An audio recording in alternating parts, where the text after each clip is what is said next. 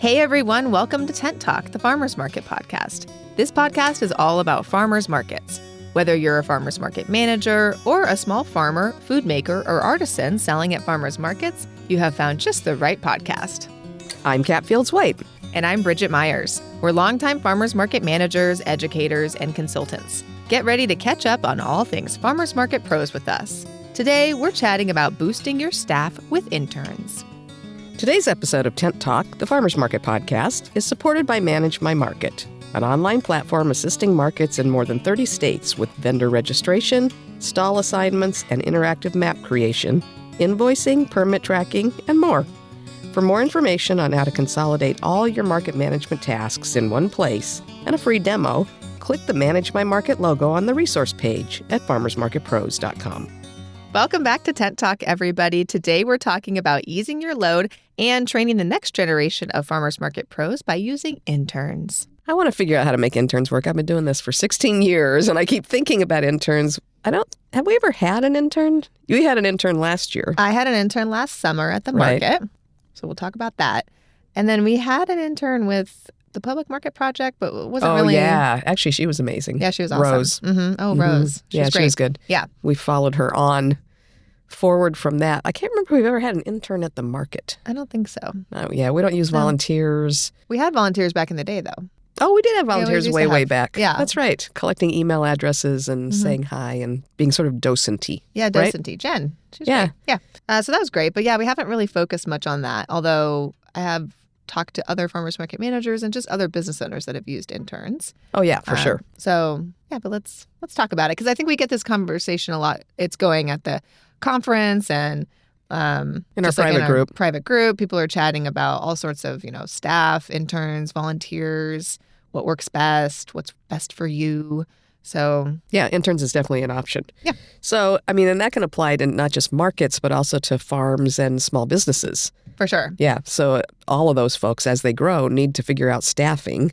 Sometimes you're not quite to the point where you need to take on a full-time employee, might be thinking about a part-time employee, but also, especially we look at farmers and there's a lot of folks that want to learn how to farm. Mm-hmm. And so the idea of taking on interns at the farm and actually providing them with education, which is the whole trick with interns. If you don't, whether they're paid or unpaid, to classify them as an intern, you have to provide education. Yeah. Right?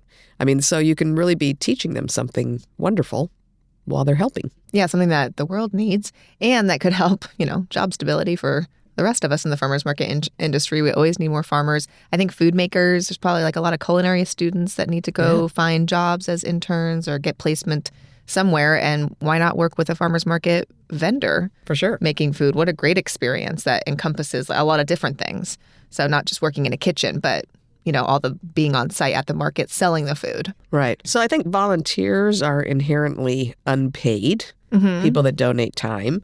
Interns can go either way, right? Paid or unpaid. Yes, and make sure to check your state's regulations. Well, and federal for that matter. You get into federal labor law when anytime you have somebody working for you that you're not paying at least minimum wage. Yes. We talked to that. We had a big presentation at the last Intense conference. Yeah. And we talk about it all the time. We're in California, hyper-litigious state, and we have state labor laws that see the federal labor laws and raise them 10. So we're always really conscious about that. And honestly, just philosophically, too, we think people should get paid for working. Mm-hmm. And we think that if you're going to attract a wide range of folks as interns, you need to pay them because otherwise you're narrowing it down to an audience of just people who have the privilege of having the time to work without getting paid because they've got money coming from somewhere else. Exactly.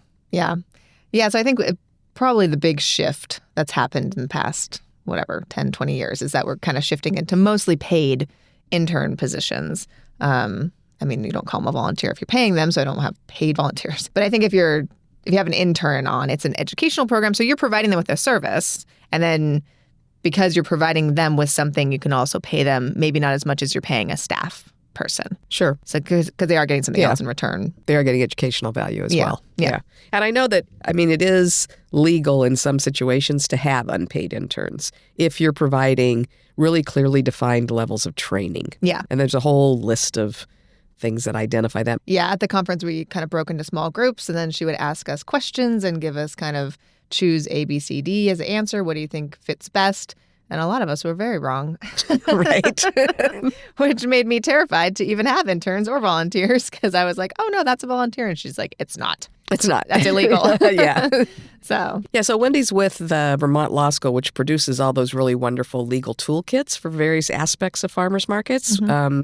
They're working on some new stuff now. They're kind of updating it, but that's a terrific resource for folks. But I know when she talks about interns, she talks about the trade-off between credits, actual credits that get somebody somewhere, and the work that they do, whether they're paid or unpaid. So there's a couple of things that can apply there. If you find your interns through a community college or a university, oftentimes they have very defined programs that say how much your intern can work and what kind of tasks they can do and not do and how many credits they will get in that school environment for an internship. So you have to log in and track how many hours they're doing to equal X amount of credit, that kind of thing.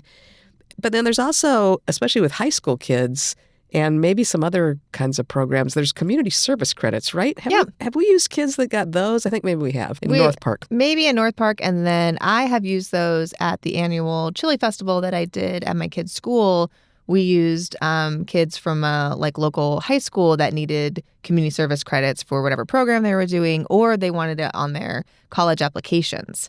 And so they came in and they just filled volunteer shifts. We had adults volunteering for this as well. It's a parent-run organization, but they would come in and fill those shifts and kind of haul hand wash stations around and pop tents. And I'd give them these kind of certain assignments and they'd clock in from whatever time to whatever time. And then I would have to sign it that they actually did the work. And then they could turn it in and get credit. And it was definitely not paid. And they came and helped. And then they put that on their college application or their resume or whatever. So there was a trade-off of that kind of credit. Yeah, I think you can do that. Yeah. So that could work for markets for sure. Absolutely. Yeah, that would be a great idea and might not cost you actual cash because in that case, I'm not even sure you're allowed to pay them under certain community service kind of credit organizations. They have their own sort of parameters and descriptions of what they can do and what kind of credit they get for it. Yeah, definitely be careful if you're thinking of paying folks.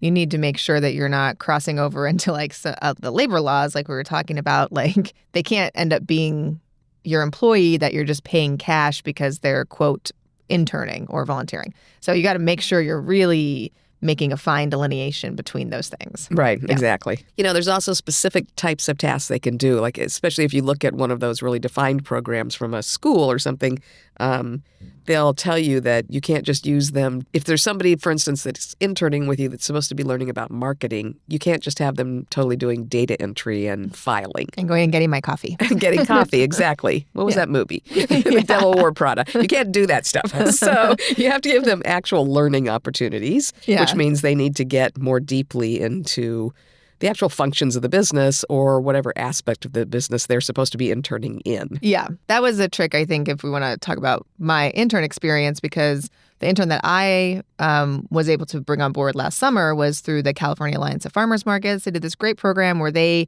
actually paid the interns. It was through... They had a grant. A grant. Right. They had grant funding, and they're thinking, they're working on it again for this summer. So the intern was getting paid. She was in a university locally here, so she was getting school credit for it as well. And she had kind of an instructor that she was working with California Alliance that was guiding the program that they had to check in with and do Zooms and all those things. And then I had certain things I needed to teach her and do with her. It was very well set. I will say it was very well structured and very well set up. I knew exactly what was my responsibility as the business owner, and I knew what she needed to do. She was a marketing intern. And that actually was sort of a sad path because I remember being involved with the California Alliance way back when we thought up this whole internship program. Mm-hmm. And honest to goodness, I think that program was changed by a typo. I think when they did the grant, the idea was to make them market interns. Yeah. But whoever was actually typing up the grant, maybe they weren't in our realm. They're like, what's a market intern? What's a market intern? What would that be? They must be marketing. Yeah. So we ended up with marketing interns, which was not exactly what we were looking for. What we wanted was people that would intern as market managers. So they could learn that to enhance the next generation of market managers. That was the idea. And instead, it ended up being students from marketing programs. And so, and that was probably really, really handy for some markets. But for us, we already had a whole marketing team, marketing staff that does that. We are very, very precise about what our messaging is and our tone and our voice. And so we probably wouldn't have chosen to have an intern in the marketing division of our markets. Yes. It ended up it was as she went on. And she was doing some great work, but just like the types of marketing material that she was putting together, like, for instance, just very focused on like EBT and like food assistance and things like that. And our market very much offers that. And we have a huge clientele that comes out and utilizes those programs. But that's not our main focus with our marketing, and just not really our main message when we're doing marketing. It's just offered at the market and we make sure the word is out there. But I wasn't about to post like 10 things about EBT, because our mission in marketing is more about like eat seasonally, support small farmers, support small business owners and food makers and community building and things like that. That's just our main focus with our marketing. Right. So it wasn't really lining up, and I was kind of trying to redirect her a little bit, and it was a little bit difficult just because she was getting instruction from kind of a bigger group that was facilitating this program. So, it was fine, but she was like there during setup of the market, but you don't need like a marketing person there during setup. Right. So just those little things, I just learned some good lessons about managing an intern for sure. Yeah. I wasn't there during that period of setup. Was that, were you hesitant then to have her do setup work because that wasn't really in the scope of her internship? Yeah, exactly. And luckily I actually she was a great intern because she had worked on some special events at her college. Like, she had put together little fairs and things like that. So she had a little background with that. So she kind of got like, this is setup time, which is kind of hard to teach somebody that's brand new, especially like someone who's young maybe and doesn't have any experience. So that was great that she kind of understood how events set up.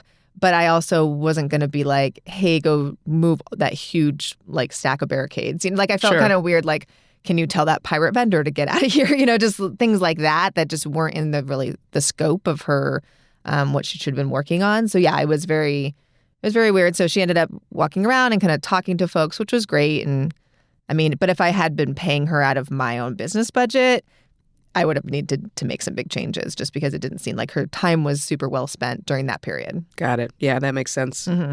Well, and so that's another thing to take into account when you're talking about interns is how do you integrate them into your team? So is your team wondering why this intern person that theoretically may be getting paid as much as they are, or in this case, actually, in that situation, we had to be careful, and it was something that we brought up with the folks administering the grant and the internship program, that it would not be comfortable for us to have an intern on site that was being trained by us and our team and was making more than our team members. So we had some input about what they needed to pay interns, and that they needed to take into account that interns were gaining another level of compensation in terms of training, and that we didn't want to create an inequity in our staff by having the interns at a different level of pay than the staff members that were there year round. Yeah, exactly. And she wasn't. She was paid much less than that. But it was like it did take up a lot of my market staff's time, just kind of explaining everything that they're doing. And she was very nice, and they all got along, and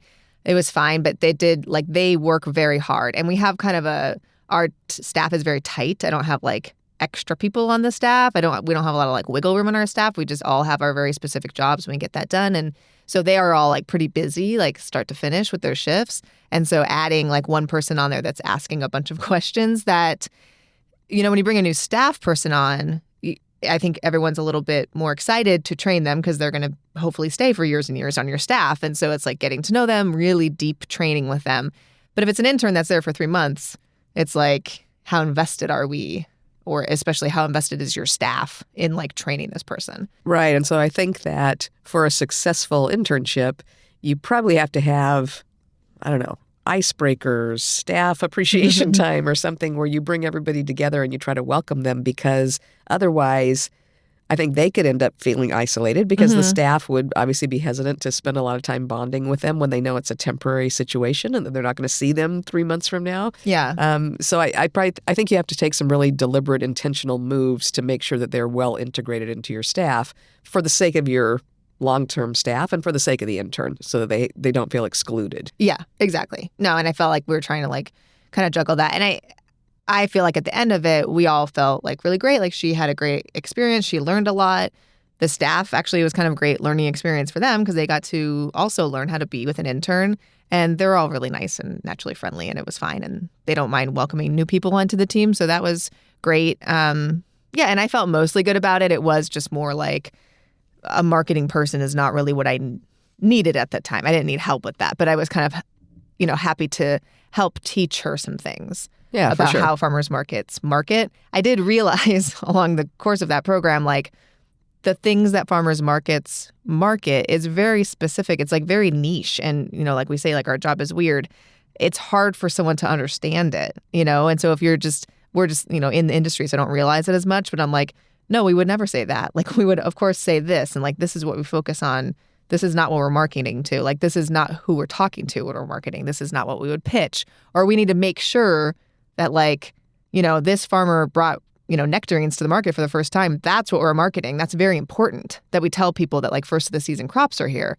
Not that, this other thing is happening or what our emergency evacuation plan is. Like, that's not the top priority. So just things like that. It was. So you had to spend a lot of time thinking this through. I'd like to throw out there that if somebody's developing a grant that involves putting interns out into various organizations, for sure, make sure that the interns get paid. Think about maybe whether those market managers ought to get paid because they're providing training. Yeah.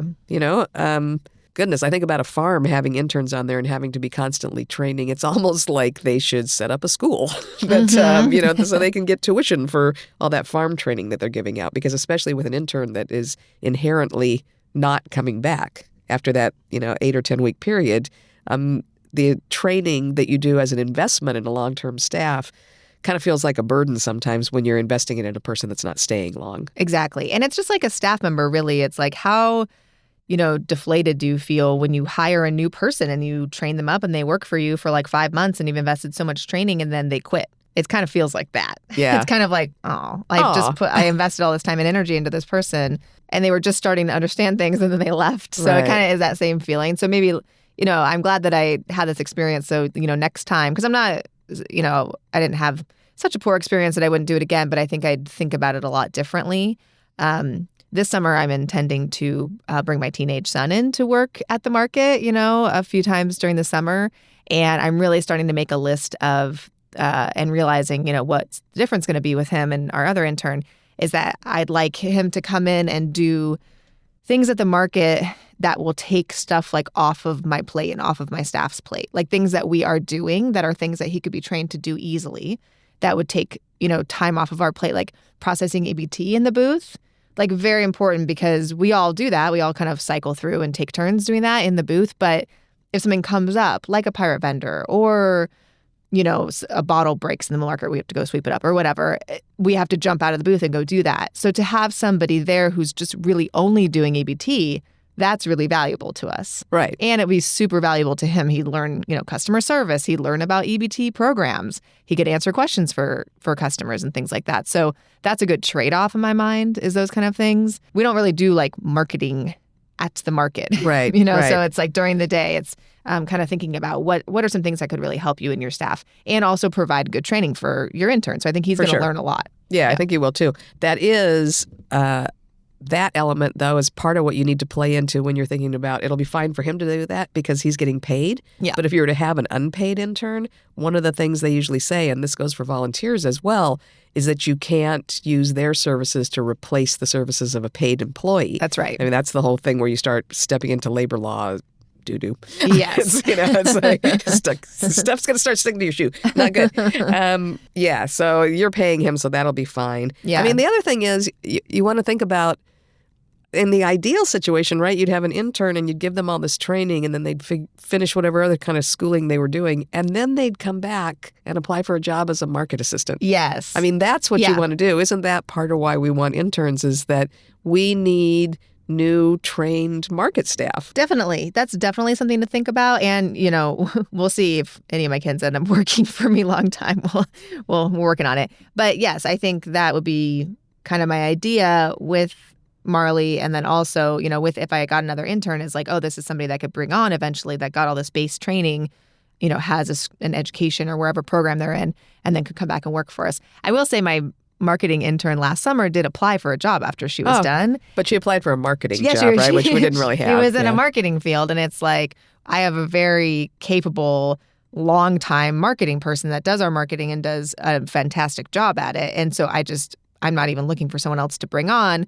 And if I were, it would be somebody with like a ton of experience, just because our marketing is kind of complex at this point. So, so just to think about bringing an intern in for maybe a job that would be open for that person later. Right. Which I think happens with a lot of internships. I think so too. And I think maybe somebody even in a marketing program that was more focused on special events. Yeah. So they could be learning things that either they'd come back to you and apply, or they'd go to some other market or special event and apply, and they would have gotten some useful training. For sure. And I think a marketing position is probably open at a lot of markets. It's just not open at my market. So that could definitely work for them. Right. So I guess then you just have to weigh the time that you spend training versus what they can do that's productive for your market. Mm-hmm. I think the other thing that's important too is, since you've got this person short term, and this is something that we're all thinking about, even for long-term staff and certainly for executive directors and things, is that legacy binder matters. So if you've got an intern that you bring in, say, to do a project, and that's a good thing to apply interns' times to, because they're not then replacing your regular staff. They're doing something that you've always thought you'd love to do, like counting the number of attendees or doing something that collects data that you might use for either marketing or sponsorship packets or for a grant application down the road. That's a great thing for them to do. But I think you need to be hyper attentive to recording what they're doing, because a lot of the stuff that we do, unfortunately, is in our heads, and we keep trying to be more responsible about writing things down and putting them into a binder and making sure that can be handed off to someone else. But in the meantime, it's in our heads, and we can still draw on it. If that intern is with you for a few months and then goes away, if you haven't recorded the work that they've done, you don't know what work is getting done that you're going to have to plan to be done by somebody else next year, or what use you're going to make of what they did. Yeah, exactly. Just make sure you know what they're doing, what they did. I mean, it was nice. Our intern, she used like our Canva account to make images and flyers. She did some posts for Farmers Market Week because she was with us for the summer. And so all that stuff is just still living in our Canva. So that's nice. So that was kind of left behind. And she had to submit kind of recaps of what she did. So I have that documentation. But maybe write about your experience, because I didn't really write anything down about specifically my experience with an intern. So keeping that for the next person, or keeping that for the next time you think about having an intern. Yeah, for sure. Mm-hmm. So actually, we have at the conference, Tracy from Williamsburg, Virginia. That's right. Brought her intern out and was part of the presentation, and her intern had done an amazing job. Her intern was so fabulous, first of all. She was an incredible public speaker. I thought she worked with just was like the assistant manager at the market. She was wonderful, but she was just, an intern that had been working with Tracy for a little bit. They had done a big data collection project about, I think it was about like foot traffic at the market. They showed a bunch of great things that they do at their market. They also did like signs that they hung on their farmers' tent saying like where their farm is and, who works there or who the farmer is and all that stuff. These really great. I took a bunch of pictures because that's actually something that I want to do. I guess an intern could do it on my market. But yeah, she used her intern, and it sounded like she was super helpful and really helped. But it sounded like she was more in like a statistics major or something like that. Like her focus of education really related to the project she was doing at Tracy's Market. Yeah, I think she was in statistics and food systems. Yeah. That kind of concentration. And so she was able to do some really good research. I think their presentation was on how to do research without having a real complicated tech system. Oh, yes. They're very hands-on. If you've only got a pencil and paper, this is the amazing data that you can produce. They did. They did like dots or, tally marks and stuff. And it was really fantastic. And the data that they collected was so useful.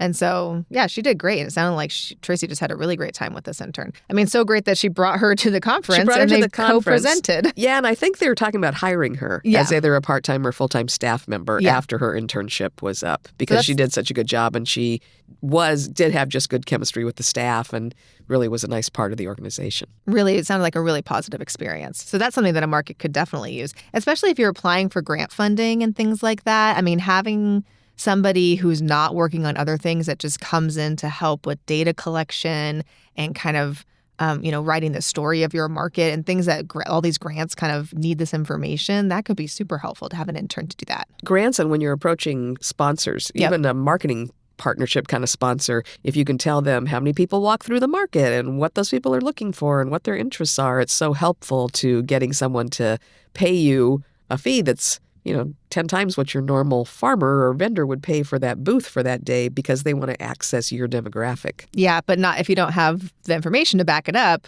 If you're just kind of cold calling sponsors, how are they going to know that that's true? And how are they going to know what the foot traffic is? So an intern can definitely be super helpful in that instance. Yeah, I think so too. Yeah. What's how do you find interns? I mean, we found ours through California Alliance of Farmers Markets. So maybe reaching out to your state farmers market association, they may have connections to put those together. Yeah, I think that's a great idea, looking in the farmers market space. I know that universities have these programs just because my daughter just graduated and she had been going to programs and they see career counselors and they hook them up with available internships in the area. So maybe you could reach out to a university and say, this is my business. This is the the type of intern I'm looking for. This is kind of what they'd be doing at the market. And then kind of throw your hat in there so students at the college could take a look at that and apply. Yeah, I think that's the way a lot of people do it. Yeah. And then maybe in the same way, reach out to your local urban core or your high schools. Maybe high schools in the area that have community service interns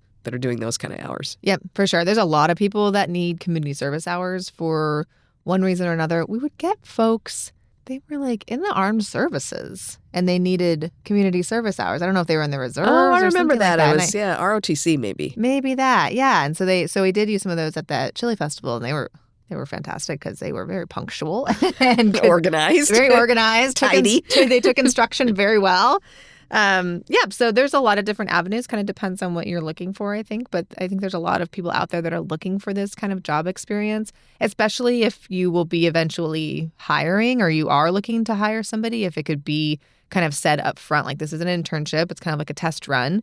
And if it works for you and it works for us, then let's talk about employment after this. Yeah, for sure. And if you're a farmer or food vendor, same thing. I think you can also just post internships on job boards. So I would imagine as long as you're very straightforward about what your internship is paid, or if there's a certain amount of unpaid hours and that needs to be so that they need to be in an institution that provides college credit so that you can justify that, what kind of tasks they're going to have, how long the internship program is, you could post it maybe on Craigslist and get answers. I know that Good Food Jobs has a policy now where they won't post unpaid internships, but you can post paid internships there.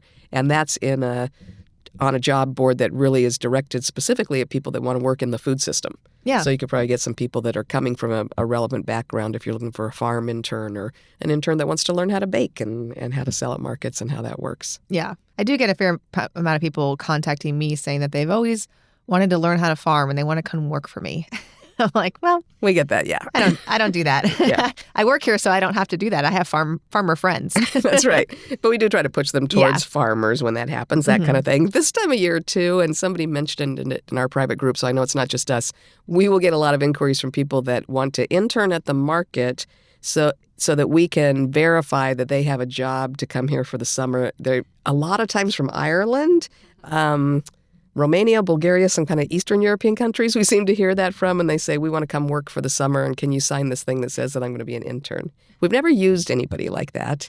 And again, mostly what we've told them is, I get it, that sounds awesome, and heaven knows I'd love to hear an Irish accent around the booth all summer, but we typically look for interns that might come back looking for long-term employment, so that's not somebody that we know for sure is leaving the country in 8 weeks or 10 weeks. Is probably not what we want to invest training in. Yeah, and just being at farmers markets, you kind of need to know the community a little bit. But that could be helpful if you just need some temporary help, like say and your again, market, data collection. Yeah, data collection. I mean, people. if your market is seasonal or if you just have a busier season. The good thing about interns, I think, is that sometimes I want to bring a new staff member on, but I'm always really nervous. Is this person going to vibe with the staff? Are they going to really understand the job? Are they going to get frustrated with those early hours? And then you get into a situation where you have to maybe fire somebody, which I don't like doing and could be really tricky. And so an intern is just a test run with somebody. So if you just need kind of a hand for a little bit, or you want to test somebody out, an internship could be really helpful for that too, for them as well. Maybe they don't want to fully commit to a job, so they want to do an internship to kind of check stuff out. That's kind of what we're talking about with my daughter. She's just out of college. And it's like, go do some internships to just see what kind of business you like, because she doesn't know what she wants to do when she grows up.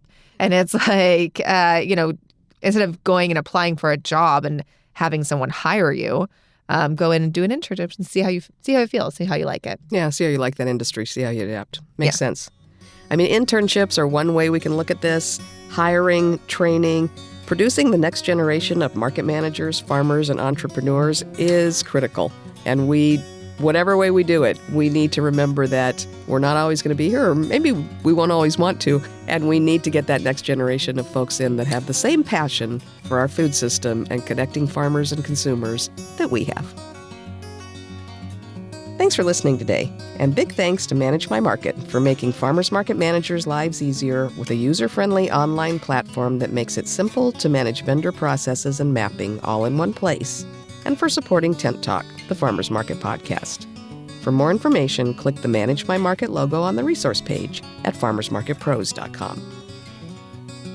Thanks for listening to Tent Talk today. Please leave us a review on your podcast app or wherever you listen to Tent Talk.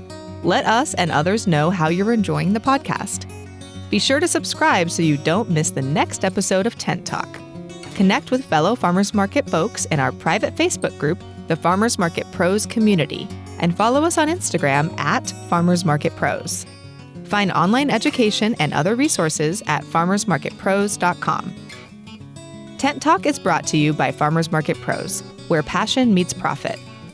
Tent Talk is hosted by Kat Fields White and Bridget Myers and produced by Leandra Hayes, with original music by David Mead. Tune in next week for another great episode.